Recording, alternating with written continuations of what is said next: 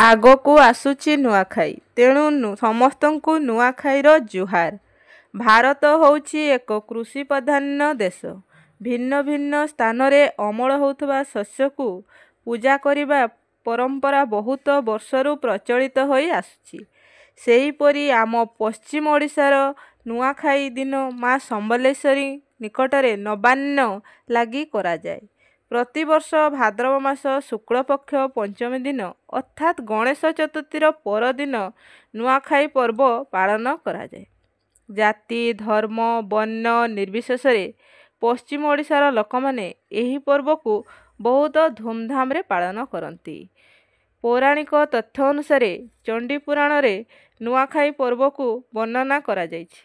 ଚଣ୍ଡୀପୁରାଣ ଅନୁସାରେ ମା ଶାକମ୍ଭରୀ ହେଉଛନ୍ତି ଚାଷୀମାନଙ୍କର ଦେବୀ। ଭଲ ଧାନ ଅମଳ ହେବା ସହ ରୋଗପୋକ ଦାଉରୁ ରକ୍ଷା କରିବା ପାଇଁ ପ୍ରଥମ ଧାନକୁ ମା ଶାକମ୍ଭରୀ ଦେବୀଙ୍କଠାରେ ଅର୍ପଣ କରାଯାଏ ବୋଲି ଚଣ୍ଡୀପୁରାଣରେ ଉଲ୍ଲେଖ ଅଛି। ନୂଆଖାଇରେ ଦେବାଦେବୀଙ୍କୁ ପୂଜା କରି ସାରିବା ପରେ ଘରେ ଧନର ଦେବୀ ମା ଲକ୍ଷ୍ମୀଙ୍କୁ ପୂଜା କରାଯାଏ। ସମ୍ବଲପୁରର ଇଷ୍ଟଦେବୀ ମା ସମ୍ବଲେଶ୍ୱରୀ ମନ୍ଦିରରେ ନୂଆଖାଇ ପର୍ବ ଖୁବ୍ ଆଡ଼ମ୍ବରରେ ପାଳନ କରାଯାଏ। ଏହା ପଶ୍ଚିମ ଓଡ଼ିଶାର ଏକ ଗଣପର୍ବ। ନୂଆଖାଇ ସାରି ଛୋଟମାନେ ବଡ଼ମାନଙ୍କୁ ନୂଆଖାଇ ଜୁହାର ହୋଇଥାନ୍ତି।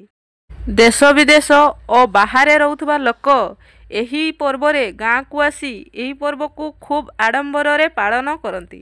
ଏହି ପର୍ବ ପ୍ରବାସୀ ଭାରତୀୟମାନେ ମଧ୍ୟ ଖୁବ୍ ଧୁମଧାମରେ ପାଳନ କରନ୍ତି। ଏହି ଦିନ ମାଙ୍କ ପାଖରେ ନବାନ୍ନ ଭୋଗ ଲାଗି ପରେ ସମସ୍ତେ ଏକାଠି ବସି ଭୋଗ ଖାଇଥାନ୍ତି। ନୂଆ ଲୁଗାପଟା ସହ ବିଭିନ୍ନ ସାଂସ୍କୃତିକ କାର୍ଯ୍ୟକ୍ରମ ମଧ୍ୟ ହୁଏ। ପଶ୍ଚିମ ଓଡ଼ିଶାର ଲୋକମାନେ ଏହାକୁ ଧୁମଧାମରେ ପାଳନ କରନ୍ତି। ଭିଡ଼ିଓଟି ଭଲ ଲାଗିଲେ ଭିଡ଼ିଓଟିକୁ ଗୋଟେ ଲାଇକ୍ କରି ଚ୍ୟାନେଲଟିକୁ ସବସ୍କ୍ରାଇବ୍ କରିଦେବେ।